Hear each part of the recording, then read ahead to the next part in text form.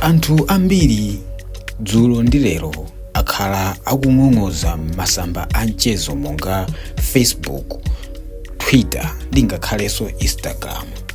Chomwe chatsitsa dzaye kuti njovu ichoke nyanga ndi chakuti magulu anthu ambiri adzidzimuka ndi mkazi wa president wa chipani cha Afodi a Enock Chihana.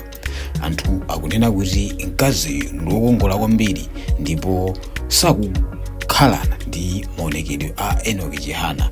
Ena akumakamba kuti mkaziyo mwina adatsatira ndalama kwa Enock Chihana, koma funso lakuti kodi Enock Chihanawo sangakhale ndi mkazi wokongola ngati ameneyo. Maonekedwe a mkaziyo apereka chidwi komanso chikoka kwa magulu anthu osiyanasiyana.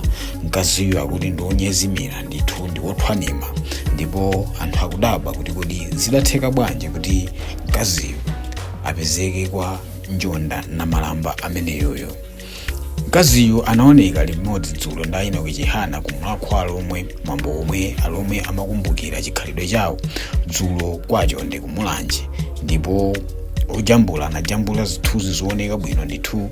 Pamene zitaponyedwa m'masamba a mchezo, anthu anadzidzimuka kuti mkazi wokongola ngati uyo Chihana adampeza kuti, ndipo zidatheka bwanji kuti iwowa atole njole ngati imeneyi. Nkhani imene yavuta m'masamba a mchezo ndi imeneyi. Tikhale tikuyika zithunzi za madamuwa zioneni mofatsa ndithu kuti nanunso mutsikimize ngati mkaziyo ali chiphadzuwadi, ayimayi Malawi ndithu akuyenera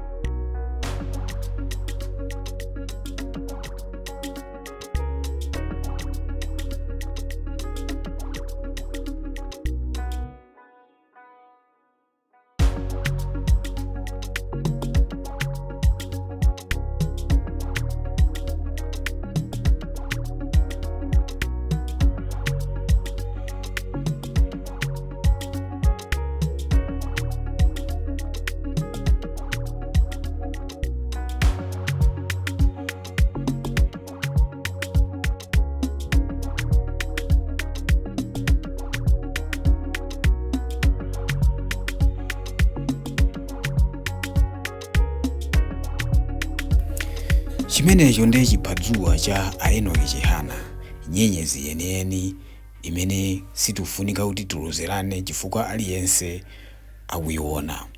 Ngati mwakondwera ndi video imeneyi, pangani like. Ngati muli ndi mawu kukhosi, pangani comment. Osayiwala kupanganso subscribe.